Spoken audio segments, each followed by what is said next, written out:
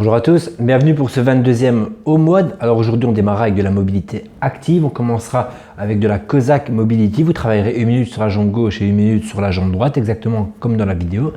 Ensuite on fera du reverse table, on le fait régulièrement, toujours 1 minute à gauche, 1 minute à droite, où on passe de gauche à droite sans accélérer. Le but c'est vraiment de le faire correctement. Et ensuite on fera 10 long inchworm, où le but sera d'aller le plus loin possible entre le premier et le 10e worm.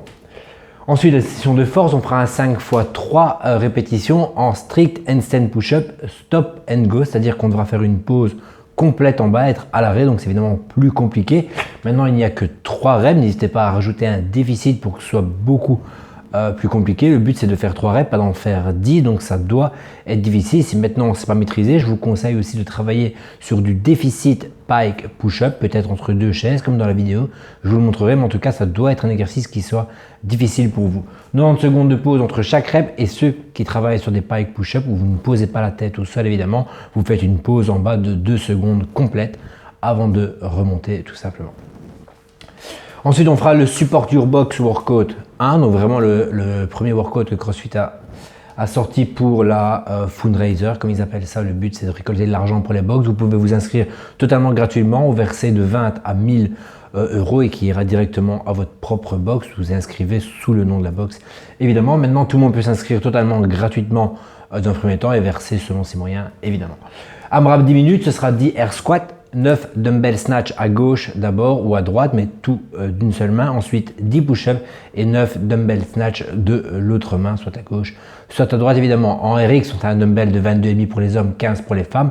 Après, ça peut être le poids que vous avez à disposition, un kettlebell. Si vous avez une barre, évidemment, vous ferez 2 fois 9 snatch à la barre. Ceux qui ont un sac, ça peut être un sac à porter, en tout cas n'importe quel poids que vous pouvez amener des hanches à au-dessus de la tête, bras tendus. Et une session de renforcement par la suite, 3 rounds for quality, 20 hollow to V-up. Donc le but c'est vraiment de démarrer de la position hollow, la position couchée au sol où vous déposez les bras et les jambes, c'est une position de repos, c'est pas une position qui vous permet de repartir sur l'exercice, donc vous devez rester en hollow, fermer en V-up et ainsi de suite. 20 glute bridge où vous pourrez mettre vos pieds sur une table, sur une chaise, sur le sofa pour être certain d'y arriver.